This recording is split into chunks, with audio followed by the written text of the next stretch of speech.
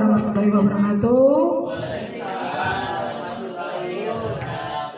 Terima kasih Bapak Ibu sudah dapat menghadiri undangan yang saya berikan untuk Bapak Ibu SDN Drogilo 2 beserta perwakilan dari Ibu TK Dharma Wanita Drogilo.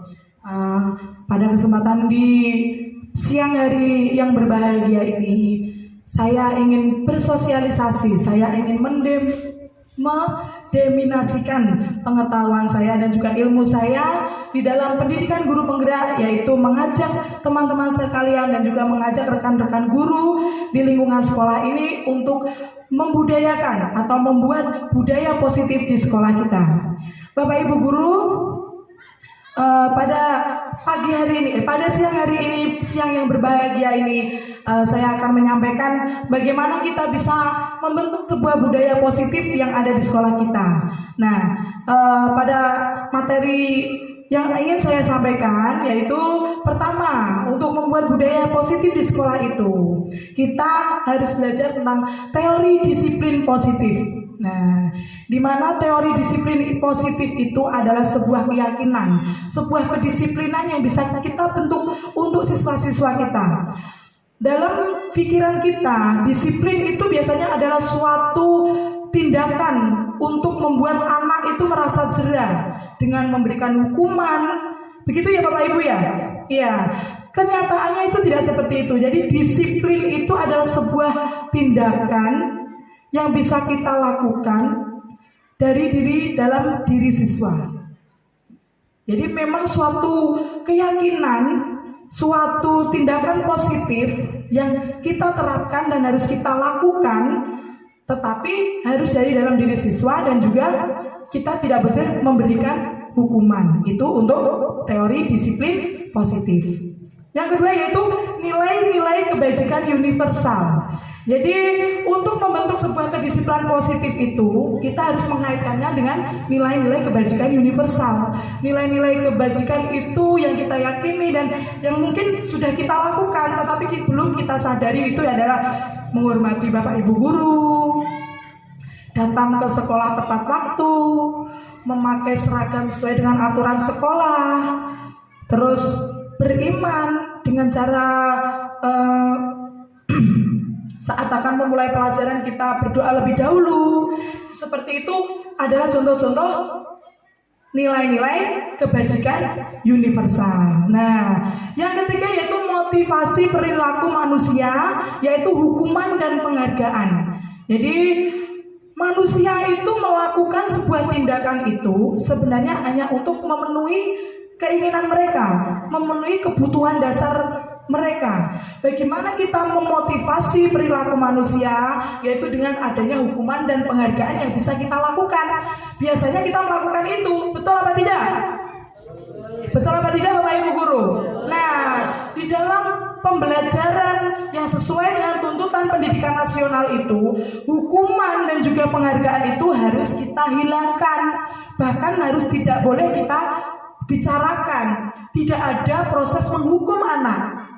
Seperti mungkin zaman pengajaran dulu, anak datang terlambat disuruh lari ke lapangan 50 kali.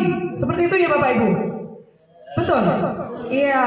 Terus misalnya saat anak melakukan sesuatu hal yang tidak sesuai dengan aturan, kita memberi hukuman, berdiri di depan kelas, satu kaki diangkat. Betul tidak? Nah, itu adalah bentuk hukuman. Jadi semua itu harus kita tiadakan. Seperti itu ya Bapak Ibu ya. Motivasi perilaku manusia yaitu hukuman dan penghargaan, dan juga bentuk penghargaan.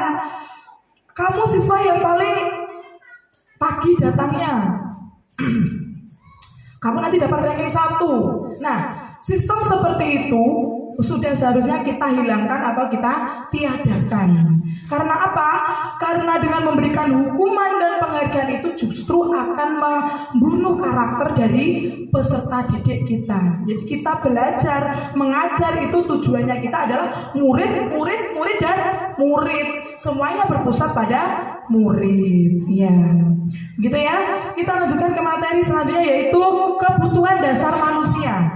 Kebutuhan dasar manusia, pada dasarnya manusia itu melakukan suatu tindakan-tindakan suatu manusia itu melakukan tindakan, manusia itu melakukan hal-hal yang mungkin sesuai dengan yang kita harapkan atau yang tidak sesuai dengan harapan, itu sebenarnya hanya untuk memenuhi 5 kebutuhan dasar manusia. Ya Bapak Ibu ya. 5 kebutuhan dasar manusia itu apa saja yang mungkin ingin mereka dapatkan sehingga mereka melakukan hal tersebut. Mungkin bisa mereka itu melanggar aturan karena mereka itu ingin ini. Jadi kebutuhan dasar manusia itu ada 5. Yang pertama itu adalah bertahan hidup. Mereka melakukan ini untuk bertahan hidup.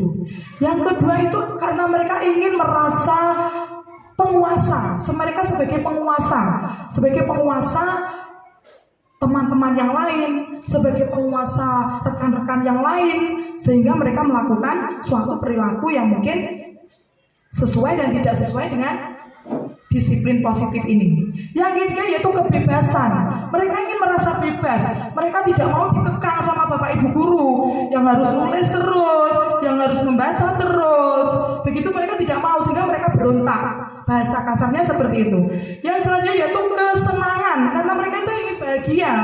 Jadi sesuai dengan tujuan pendidikan nasional, yaitu menciptakan murid yang merdeka belajar, yang bahagia selamat hidupnya dunia dan akhirat, seperti itu. Yang kelima yaitu mereka ingin merasa dicintai, mereka ingin merasa kasih sayang dan juga merasa diterima. Kadang mungkin kita sebagai bapak ibu guru tidak menyadari kalau diri kita itu memihak pada salah satu siswa saja. Iya Pak, tidak Bu? Pak, iya, kita merasa hanya sayang pada anak ini, entah dari fisiknya, entah karena latar belakang anak itu, atau memang anak itu anak yang paling cakap atau dan sebagainya.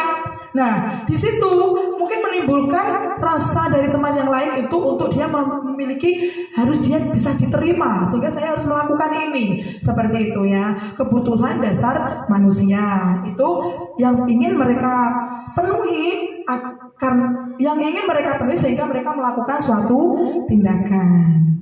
Yang selanjutnya yaitu posisi kontrol restitusi. Nah, Bapak Ibu, di sini setelah kita mengetahui kebutuhan dasar manusia, kita menciptakan sikap yang disiplin, kita mengetahui kebajikan-kebajikan universal, kita harus mengetahui posisi kontrol restitusi. Di sini di dalam materi ini ada 5 posisi kontrol. Ya, ada 5 posisi kontrol. Kira-kira setelah ini saya ingin bertanya sama Bapak Ibu guru, posisi mana yang paling sering Bapak Ibu guru terapkan dalam kasus yang Bapak Ibu temui di sekolah? Yang pertama adalah sebagai penghukum.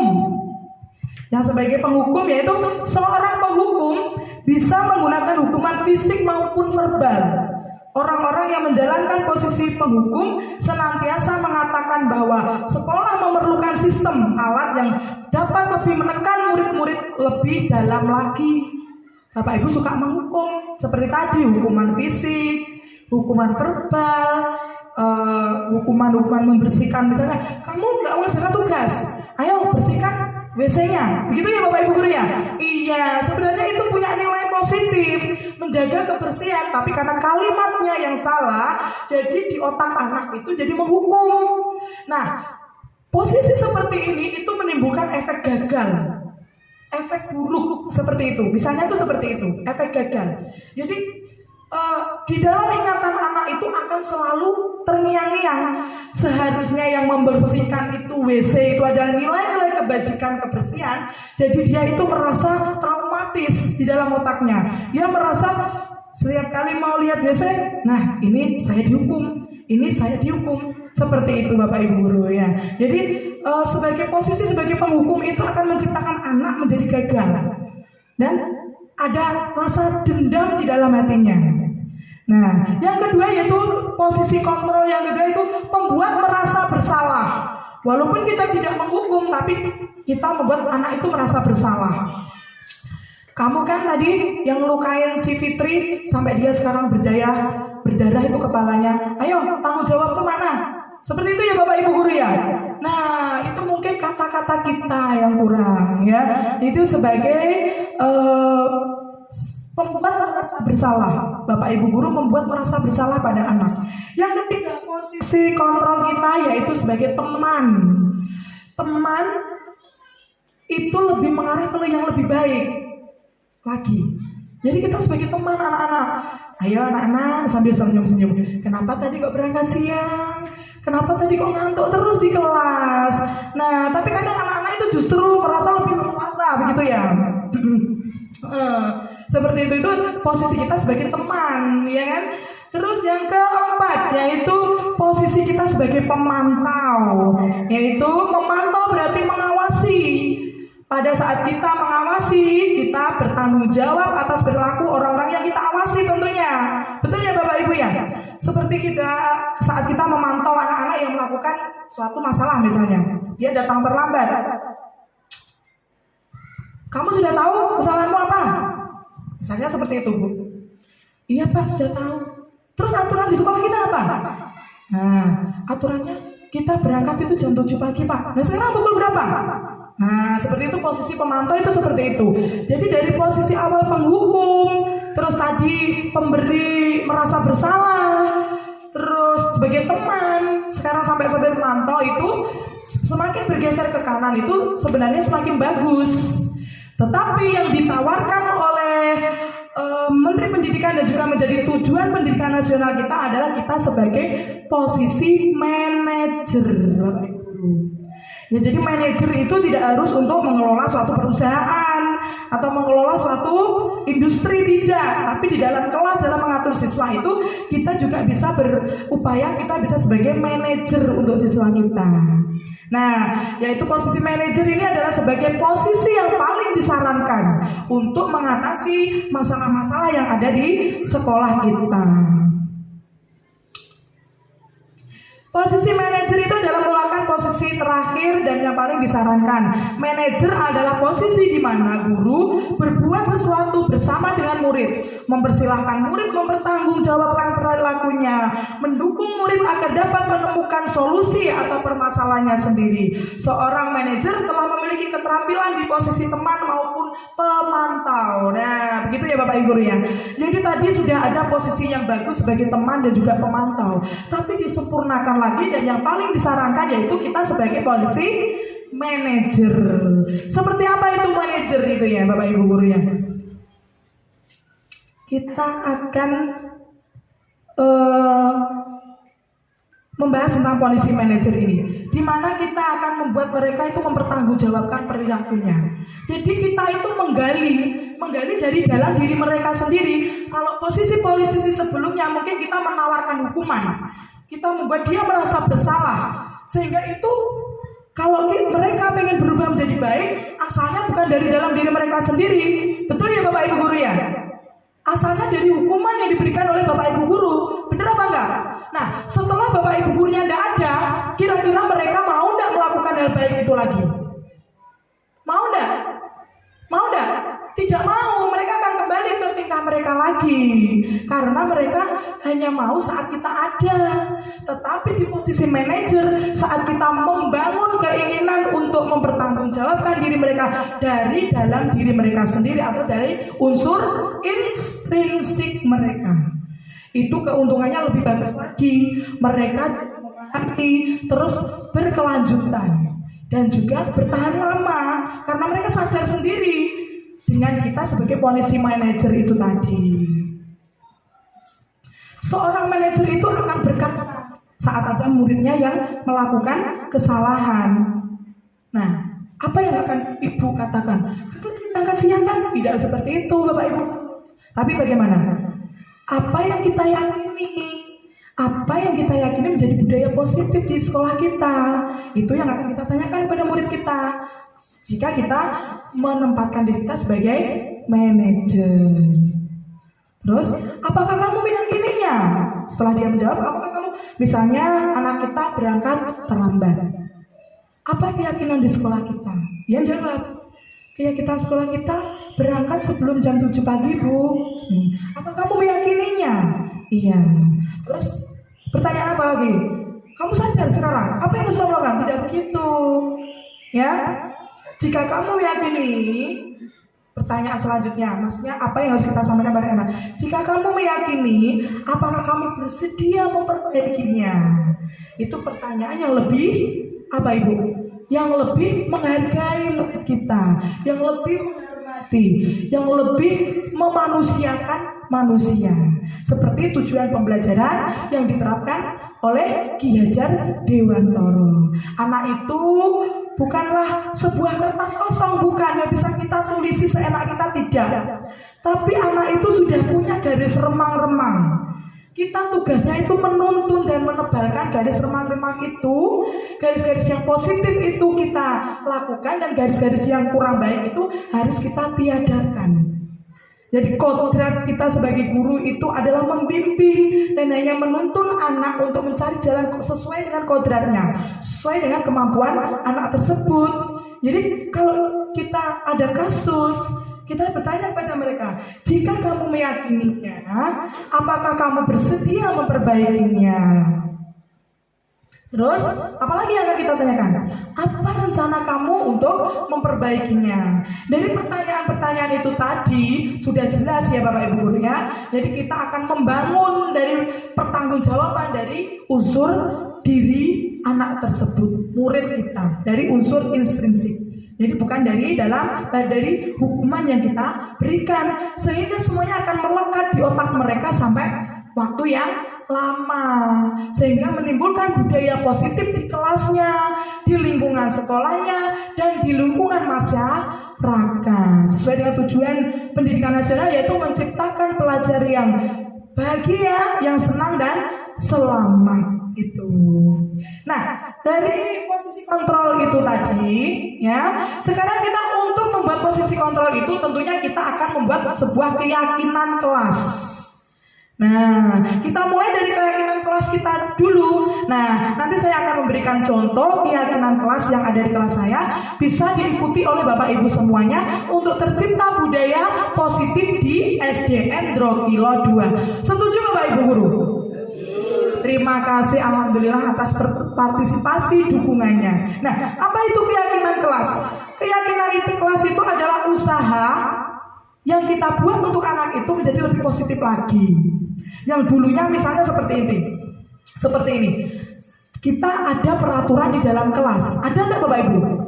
Nah, lebih bagusnya yang namanya peraturan itu tadi dirubah menjadi sebuah keyakinan kelas. Bagaimana dalam menyusun keyakinan kelas itu? Pasti ada tahapan-tahapannya. Ya, Bapak Ibu ya. Kita akan menyusun keyakinan kelas sesuai dengan tahapan. Anak Bapak Ibu bimbing untuk dia mencurahkan apa yang ada di isi hatinya, untuk menuliskan mau seperti apa toh kelas kita dan sekolah kita ini. Nanti pasti anak akan menjawab ke hal yang positif. Nah, mungkin anak terbatas, mungkin hanya pengen bersih saja kelasnya, pengen nggak dibully temannya, itu ya Bu Ase ya.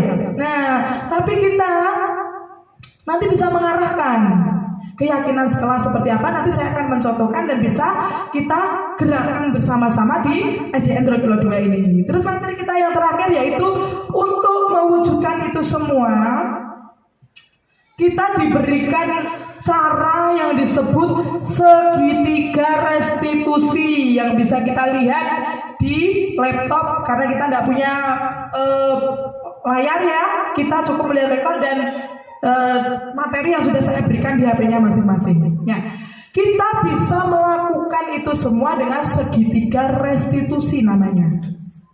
Nah, segitiga restitusi itu apa Bu Vika? Segitiga restitusi itu adalah suatu cara kita yang terbaik, yaitu tadi sebagai cara apa Bu? Posisi kontrol apa yang terbaik untuk kita? Untuk mengatasi masalah sebagai manajer. Oke, terima kasih, betul ya. Yaitu segitiga restitusi itu ada 3 tahapan. Ya, sudah bisa dilihat ya Bapak Ibu ya bentuk segitiganya ya. Ya, yaitu langkah pertama yang akan kita lakukan untuk menangani masalah yaitu menstabilkan identitas atau stabilize the identity. Iya, menstabilkan identitas. Kita semua akan melakukan hal terbaik yang bisa kita lakukan. Maksudnya seperti itu. Dengan cara apa?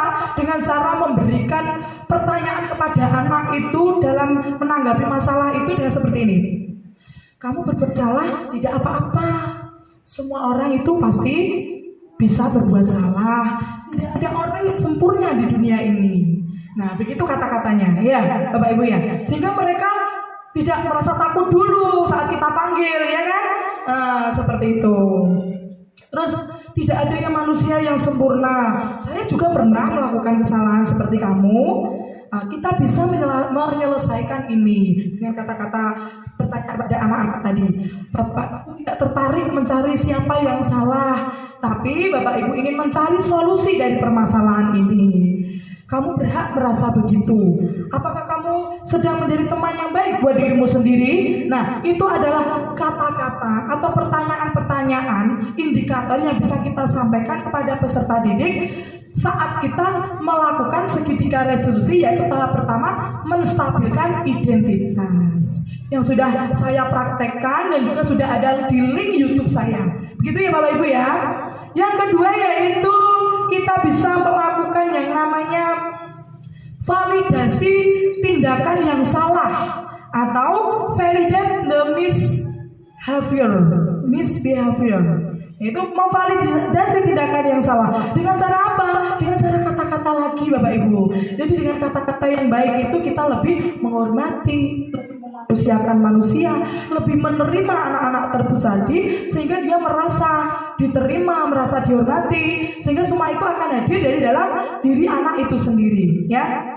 Dengan kata apa Bapak Ibu contohnya? Padahal kamu bisa loh melakukan hal yang lebih baik lagi. Kenapa kamu melakukan ini? Kamu pasti punya alasan kan? Mengapa kamu melakukan ini? Kamu patut bangga pada dirimu sendiri karena kamu telah melindungi sesuatu yang penting untuk dirimu yang kamu pertahankan. Kamu boleh mempertahankan sikap itu, tapi kamu harus menambahkan sikap yang baru. Nah, jadi kita tidak memaksa anak harus sesuai dengan keinginan kita, tidak. Kita menggali potensi intrinsik yang ada di anak, yaitu pada tahapan ketiga. Sekarang kita lanjutkan, yaitu segitiga restitusi pada tahapan ketiga, yaitu menanyakan keyakinan atau seek and the belief. Nah, seperti tadi Bapak Ibu Guru ya, kita sudah belajar tentang teori kontrol, motivasi kebutuhan manusia. Kita sudah membuat keyakinan kelas. Sekarang kita akan menanyakan keyakinan itu untuk menggali pertanggungjawaban dari anak tersebut. Dengan bagaimana? Dengan cara apa? Nah, kita bisa menggunakan kata-kata seperti ini. Apa yang kita percaya sebagai kelas atau keluarga? Nah, apa yang kita percaya dari keyakinan kelas kita? Begitu ya Bapak Ibu Guru ya. Terus kita bisa pakai kalimat, apa nilai-nilai umum yang kita telah sepakati? Keyakinan itu dibuat kan untuk disepakati. Kalau ada anak yang melanggar sebuah keyakinan, berarti dia tidak mensepakati keyakinan kelas yang telah kita buat. Betul ya Bapak Ibu Guru ya? Nah, dengan pertanyaan ini kita menumbuhkan dari dalam diri mereka sendiri. Terus, apa bayangan kita tentang kelas yang ideal? Terus, kamu mau jadi orang yang seperti apa? Nah, seperti itu. Itu tahapan ketiga dari segitiga restitusi. Contohnya ataupun penerapannya sudah saya bagikan di link YouTube saya. Bapak Ibu bisa mempelajari. Tujuan kita melakukan diseminasi atau sosialisasi pada siang hari ini adalah untuk membuat budaya positif di sekolah kita. Dan ini menjadi tugas saya. Tentunya saya harapkan Bapak Ibu semua dapat mengikuti apa yang saya lakukan di dalam pendidikan guru penggerak ini, sehingga tercipta suatu pendidikan, suatu siswa murid kita yang sesuai dengan tujuan pendidikan nasional. Mungkin sosialisasi dan diseminasi dari saya cukup sampai di sini. Mungkin ada pertanyaan dari Bapak Ibu guru yang ingin diajukan untuk saya? Ada Bapak? Ada? Gak ada? Sudah paham? Sudah jelas? Sudah Bapak Ibu ya? Oke, terima kasih untuk kehadirannya sendiri. Apabila ada kesalahan yang saya sengaja atau biasa saya ucapkan terima kasih. Wassalamualaikum warahmatullahi wabarakatuh.